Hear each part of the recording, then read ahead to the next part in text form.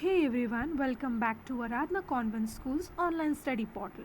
And today we will be dealing with our very first prose, that is the last lesson by Alphonse Daudet. So without further ado, let's get started.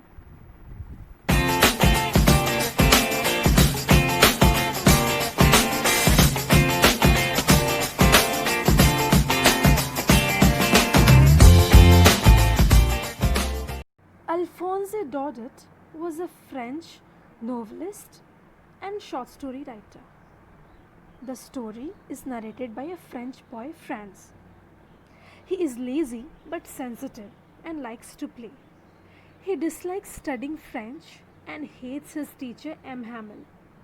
After overpowering the district of Alsace and Lorraine in France, Berlin has ordered that German language instead of French be taught in the schools there. It is the last day of their French teacher M. Hamel, who has been there for 40 years. He is full of grief, nostalgia, and patriotism. As a mark of respect to his hard work, the village men also attended his last lesson. First, let's go through the meanings. In great dread of, which means fear of. Sawmill, which means a factory for cutting wood. Drilling, which means exercising.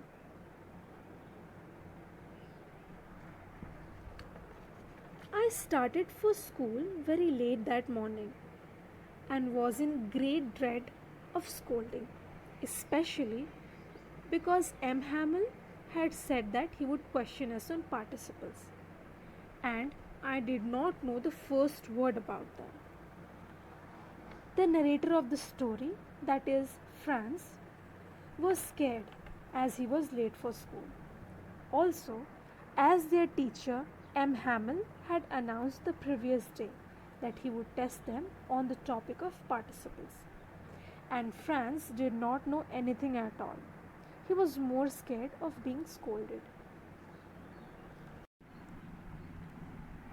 For a moment, I thought of running away and spending the day out of doors. It was so warm, so bright. The birds were chirping at the edge of the woods, and in the open field back of the sawmill, the Prussian soldiers were drilling. It was all much more tempting than the rule for participles. But I had the strength to resist and hurried off to school. Franz had another opinion in his mind: to miss school and enjoy the day out in the warm and bright weather. He describes the scene. There were birds chirping on the trees, and the noise of the Prussian soldiers doing the drilling behind the sawmill could be also heard.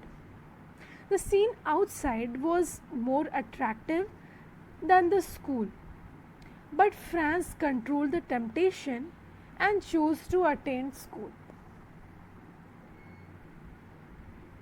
Let's see the meanings of second paragraph. Bulletin board, a notice board for putting up the latest news and communication. Apprentice, trainee. A great bustle, a lot of noise created by many people in unison at the same time. And the last one is rapping, which means striking. When I passed the town hall, there was a crowd in front of the bulletin board.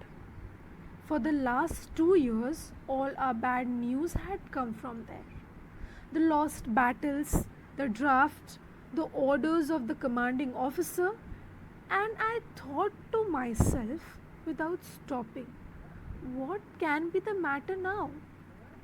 Then, as I hurried by as fast as I could go, the blacksmith, watcher, who was there with his apprentice reading the bulletin, called after me. Don't go so fast, Bab. You will get to school in plenty of time. As Franz walked past the town hall, he noticed a huge crowd at the notice board.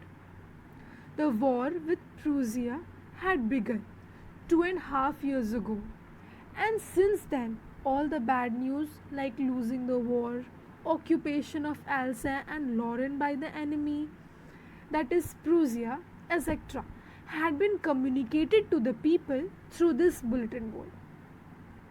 Franz kept on walking towards the school and thought in his mind that what news could be put up at the board now.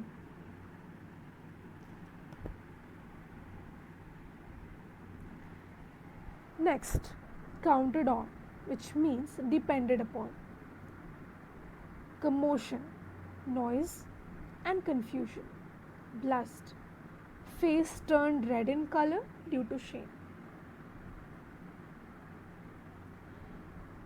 I thought he was making fun of me and reached M. Hamel's little garden all out of breath. Usually, when school began, there was a great bustle which could be heard out in the street. The opening and closing of desks, lessons repeated in unison, very loud, with our hands over our ears to understand better, and the teacher's ruler rapping on the table. But now it was all so still. I had counted on the commotion to get to my desk without being seen. But, of course, that day everything had to be as quiet as Sunday morning. As he walked hurriedly towards the school, the blacksmith, who was also reading the news and had come along with his training, called out to Franz from behind and said that he needn't go in such a hurry as there was plenty of time for him to reach school. Franz thought that the blacksmith was making fun of him as he was already late for school. When Franz reached the garden outside the school, he was out of breath as he had walked very fast. Franz describes the usual scene of the classroom. Children repeating their lessons and teachers striking the table with the ruler could be heard. But that day was unusual as there was no such sound coming out of the school, as it seemed that the school was closed as it used to be on a Sunday morning. Franz had planned that he would take cover under the commotion and reach the class without being noticed, but that did not seem possible. Through the window, I saw my classmates already in their places and M. Hamel walking up and down with his terrible iron rod under his arm. I had to open the door and go in before everybody. You can imagine how I blushed and how frightened I was. Franz peeped inside his class and saw his classmates seated, and M. Hamel, their teacher, walking in the class with the ruler made of iron placed under his arm. Franz feared a beating. He was ashamed of being late and feared a scolding as he had to enter the classroom in front of everyone.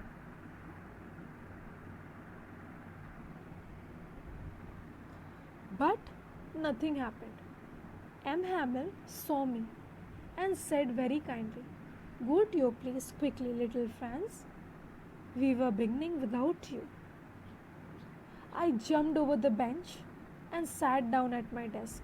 Not till then, when I had got a little over my fright, did I see that our teacher had on his beautiful green coat, his frilled shirt, and the little black silk cap, all embroidered, that he never wore except on inspection and prize days. Franz hurried to his seat. After some time, when he overcame the scare and became comfortable, he noticed that their teacher had worn his best embroidered that day. The teacher normally wore it on occasions like inspection and prize distribution days. Franz wondered if that day was a normal day. Then, what could be the reason for M. Hamel to wear his special dress?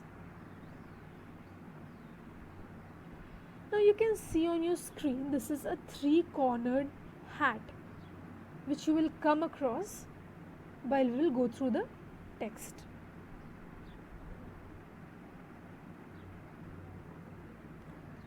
Solemn, which means serious. Primer, basic reader of any language. Thumbed, torn and damaged. As you can see, this book.